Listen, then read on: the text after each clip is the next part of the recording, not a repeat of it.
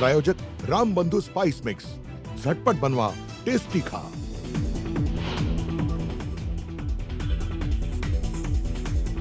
भिवंडीत इमारत दुर्घटनेत आतापर्यंत 9 जणांचा मृत्यू। मंत्री गिरीश महाजनांनी केली दुर्घटनास्थळाची पाहणी।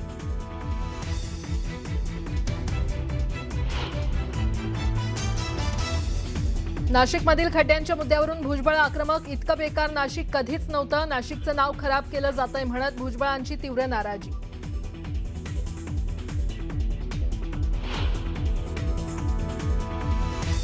उद्धव ठाकरेंचा अभिजित दीपकेंना फोन। दीपकेंच्या कुटुंबियांशी साधला संवाद। आंदोलनाच्या यशाबद्दल दिल्या शुभेच्छा।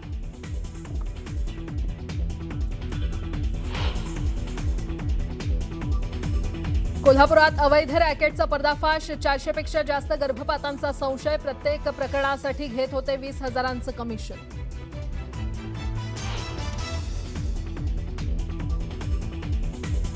शालार्थ आयडी घोटाळ्यानं जळगाव हादरलं। 200हून अधिक शिक्षण संस्था रडारवर। अनेक संस्था चालक अटकेच्या भीतीनं फरार।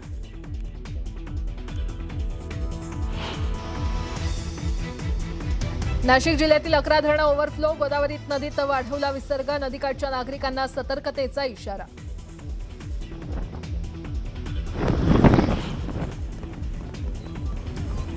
जळगावात बोगद्यात पाणी साचल्यानं कार बोगद्यात अडकल्याची धक्कादायक घटना। वेळीच कार चालक बाहेर पडल्यानं अनर्थ टळला। महापालिका पथकाच्या मदतीनं कार बाहेर काढण्यात यश।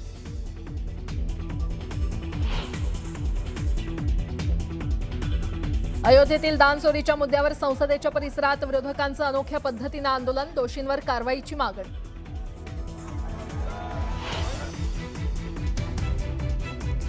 आणि जंतर मंतरवर आंदोलनादरम्यान जखमी झालेल्या पोलीस कुटुंबियांचं सरकारकडे गाऱ्हाणं। आम्हाला कधी मिळणार न्याय म्हणत सरकारकडे न्यायाची मागणी।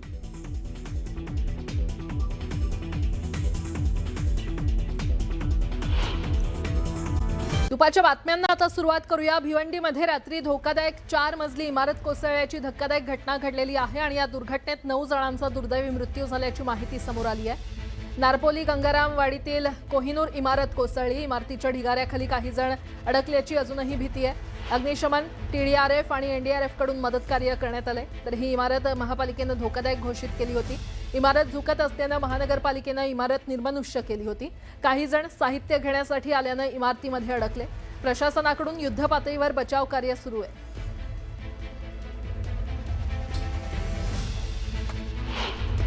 आता जेव्हा पूर्ण मॅन्युअली आणि हे सर्च केल्यानंतर लक्षात आलं की आता जीवितमध्ये व्यक्ती असण्याची शक्यता कमी आहे, तर तेव्हा JCB आणि मशीनच्याद्वारे सध्या मलबा काढण्यात येतो आहे। सध्यापर्यंत 9 मृतदेह आढळलेले आहेत आणि 7 जणांची ओळख पटली आहे। उरलेला जो मलबा आहे तो काढल्यानंतर एक्झॅक्ट आपल्याला कॅज्युअलिटी किती आहे तो अंदाज आपल्याला येईल। ज्यावेळेला बिल्डिंग कोसळली, इमारत कोसळली, त्यावेळेला या ठिकाणी दुरुस्तीचं कामही सुरू होतं आणि ते रात्री सुरू होतं। या ठिकाणी सगळे कॉलम आपण बघतात ते सगळे आसारे दिसत आहेत, खराब झालेले आहेत आणि त्यांना रिपेअर करण्याचं काम कोण कॉन्ट्रॅक्टर असेल, ठेकेदार असेल तो या ठिकाणी करत होता। परंतु हे करत असतानाच ही इमारत अचानकपणे कोसळली। पण नशिबाने खरं म्हणजे याच्यामध्ये जवळपास 30 परिवार राहत होते, कुटुंब राहत होते आणि त्यांना सर्वांना बाहेर काढण्यात आलेलं होतं। तरीसुद्धा 12-14 कामगार असतील, एखादं कुटुंब त्या ठिकाणी या अपघातामध्ये सापडलं आणि जवळपास 9 जणांचा दुर्दैवी मृत्यू या ठिकाणी झालेला आहे।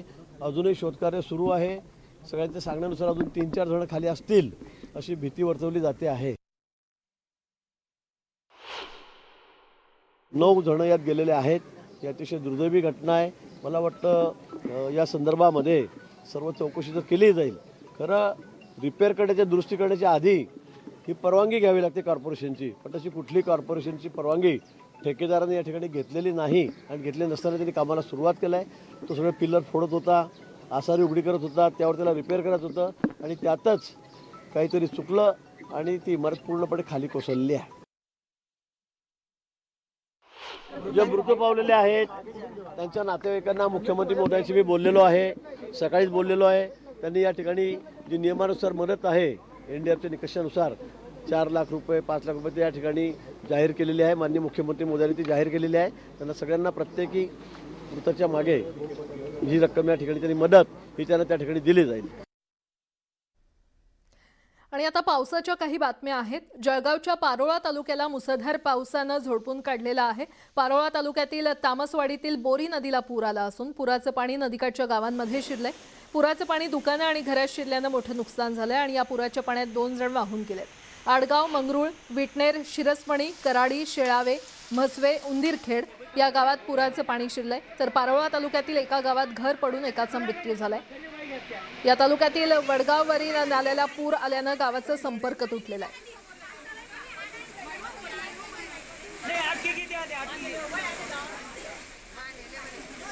नाशिक जिल्ह्यातील कळवणमध्ये मुसळधार पाऊस झालाय आणि यामुळे पुनद धरणातील पाणीसाठ्यात मोठी वाढ झालेली आहे. धरणातून पाण्याचा विसर्ग वाढवण्यात आलाय. दरम्यान नदीकाठच्या नागरिकांना सतर्कतेचा इशारा देण्यात आलेला आहे. तर धरणात येत असलेल्या पाण्याचा फ्लो पाहता लवकरच धरण तुडुंब भरण्याच्या मार्गावर आहे. धरणाच्या पाण्यावर अवलंबून असलेल्या गावांचा पिण्याच्या पाण्याची आता चिंता मिटली आहे. त्यामुळे शेतकरी आणि नागरिकांमध्ये समाधानाचं वातावरण आहे.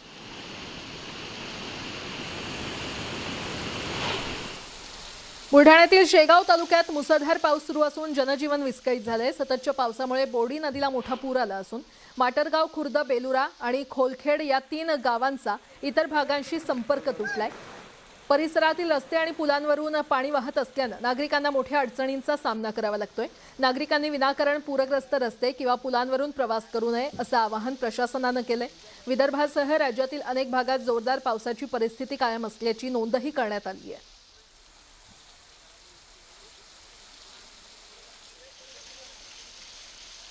जळगाव शहरात सुरू असलेल्या मुसळधार पावसामुळे MIDC परिसरातील सुप्रीम कॉलनीमध्ये पूरसदृश परिस्थिती निर्माण झालेली आहे. कॉलनीतील रस्त्यांवर गुडघाभर पाणी साचून रस्त्यांना नदीचं स्वरूप आलंय. अनेक घरांमध्ये देखील पाणी शिरल्यानं नागरिकांचं जनजीवन विस्कळीत झालंय. दरवर्षी हीच समस्या उद्भवत असून वारंवार तक्रारी करून देखील महापालिकेकडून दुर्लक्ष होत असल्याचा आरोप स्थानिक नागरिकांनी केलाय. विरार पश्चिमेच्या नारंगी गावात कौटुंबिक वादामधून एका 28 वर्षीय विवाहितेचा दुर्दैवी मृत्यू झालाय. 8 महिन्यांच्या मुलीच्या ताब्यावरून झालेल्या वादात सासरे गणपत पाटील यांनी दिलेल्या धक्क्यामुळे प्राची पाटील फरशीवरती कोसळल्या. डोक्याला गंभीर दुखापत झाली आणि त्यांचा मृत्यू झालाय. प्राची पाटील या माहेरी जाण्यासाठी निघाल्या असताना मुलीला सोबत घेण्याचा प्रयत्न त्या करत होत्या आणि त्यावेळेला मुलगी सासऱ्यांच्या खांद्यावरती होती. मुलगी नेण्यास नकार दिल्यानंतर हा वाद झाला आणि ही घटना घडली. या प्रकरणी पोलिसांनी गणपत पाटील यांच्या विरोधात भारतीय न्याय संहितेच्या कलम 105 आणि 351 या अंतर्गत गुन्हा दाखल करून त्यांना ताब्यात घेतलेला आहे. वरिष्ठ पोलीस अधिकारी घटनास्थळी दाखल झालेले असून पुढील तपास पोलीस करतायत. प्राची पाटील नावाची 28 वर्षाची महिला ही तिच्या माहेरी जात असताना तिचं जे मूल होतं 8 महिन्याचं ते सासऱ्याकडे होतं आणि ते मूल सासऱ्याच्या ताब्यातून घेत असताना सासऱ्याने तिला धक्का दिला आणि त्याच्यामध्ये ती खाली पडून फरशीवर खाली पडून तिच्या डोक्याला मुक्का मार लागला आणि त्याच्यामध्ये ती मयत झालेली आहे. याच्यामध्ये आपण BNS 105 प्रमाणे गुन्हा दाखल केलेला आहे आणि आरोपीला ताब्यात घेतलेला आहे.